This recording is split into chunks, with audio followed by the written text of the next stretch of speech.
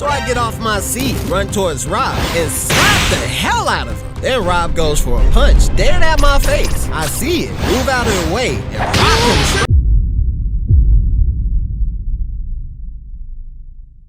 There's nothing funnier to see than a school bus fight, unless it's happening to you. See, growing up, my parents were very strict when it came to fighting in school. Rule number 1, no fighting. I was the only one allowed to fight back, but never be the instigator. Rule number 2, always protect your brother at all times. My father always told me if my brother gets into a fight and I was there and didn't help him, I better come home dead. Rule number 3, never fight fair. Fight like your life depends on it. And for the most part, I followed his rules. I stayed out of trouble, kept an eye out for my little brother, but I was a boy, and boys fight about anything. I've seen so many school fights. I've seen boys fight over a girl. I've seen boys fight over their reputation. I've even seen boys fight over nothing. Some fights, no one can figure out why they started in the first place. But you know what's the worst thing about school fights? Losing a fight. From the moment you start fighting, you better fight for your life. Because if you lose, the whole school will roast you. Losing a fight is so bad for your reputation that you might as well consider moving to another school. Now, my school had a no fighting policy. Penalty for fighting was an automatic 3-day suspension. Now remember, my parents don't play when it comes to getting your education. So getting suspended for 3 days is a no-no. So it was Friday afternoon. Now as a kid, Fridays are the best day. It was the end of the week, no more school, no more homework, no waking up early in the morning. Every kid looks forward to the weekend. Now as usual, right after school, the kids would line up, get on the assigned buses, and go home. So the school bell rings, I get on the bus and sit on my seat. But here's the thing, our bus driver had rules also. Rule number 1, no standing up. At no time during the bus ride should anyone be moving. Rule number 2, each person must sit at their assigned seat, which sucked because you don't get to sit next to your homies. Rule number 3, no eating or drinking on the bus. If you're found eating or drinking, that's a write-up. And rule number 4, and most importantly, no fighting.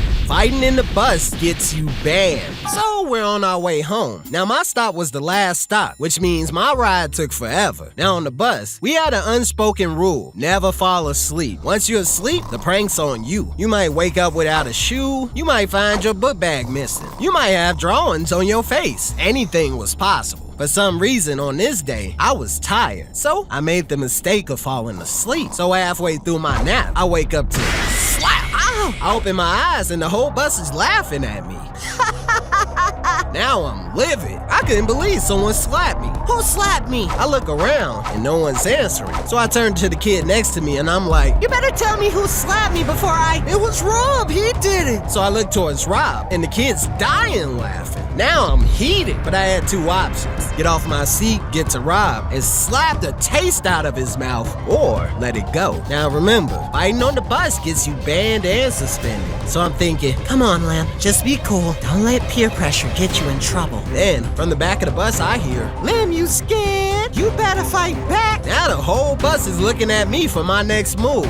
Even worse, all the girls got their eyes on me. And trust me, there's no worse pressure in this world than women. Now I have to do something. I can't go back to school and let everyone think I'm a punk. So I'm like, Rob, I'm gonna F you up. So I get off my seat, run towards Rob, and slap the hell out of him. Then Rob goes for a punch, dead at my face. I see it, move out of the way, and rock him straight in the jaw. Then I proceed to give this man the 2-piece with a fist. Now the whole bus is going crazy. They couldn't believe what they were seeing. Next thing you know, Rob and I are fighting all over the bus. From the back all the way to the front, now it's getting out of hand. The bus driver's trying to separate us with one hand on the wheel and the other one on us, which is crazy because the bus is all over the road. One moment, we're all the way on the left side.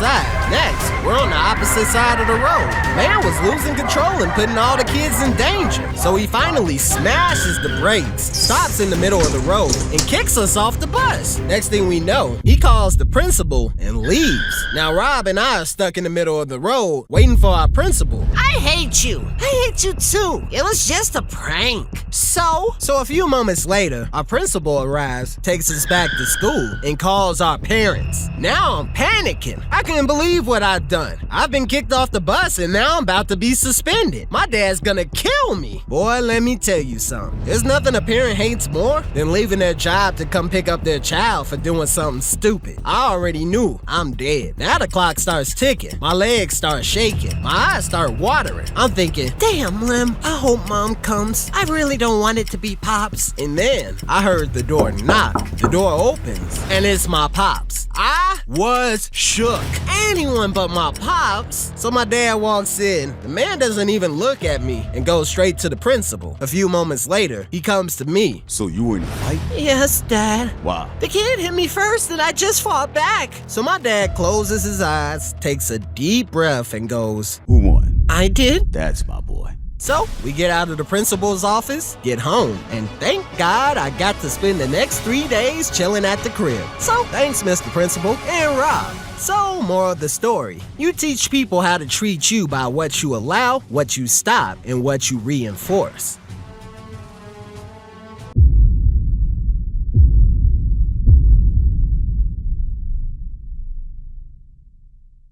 Remember when you were a kid and you're watching TV all by yourself? And the whole time, nothing happens, right? But as soon as your parents walk in, a sex scene pops up. Tim, what are you doing?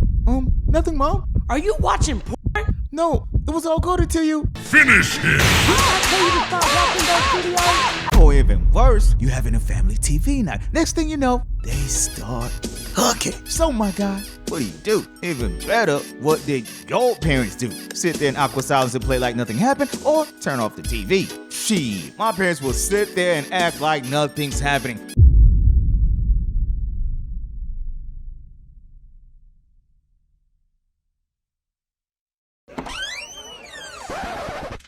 Good morning, Mr. Johnson. Nah, no, that's not it. I just walked in, bro. I haven't seen y'all in a week. I just walked in, bro. Say that's you? I thought you transferred, bro. Still here, bro. Nah, the way my son say did you, I would have transferred, boy. Yo, stop jacking. He beat me up. He sneaked me. He sneaked me, bro. What y'all talking about? He sneaked me before the cameras even came on, bro. Stop jacking that. What y'all talking about right now, bro? Dad for walking in here so bravely. Sit the down. You don't get no respect. I should know. You bugging that. All right, not in here. Yo, Zay, don't take another L now. Bro, you a meat rider, bro.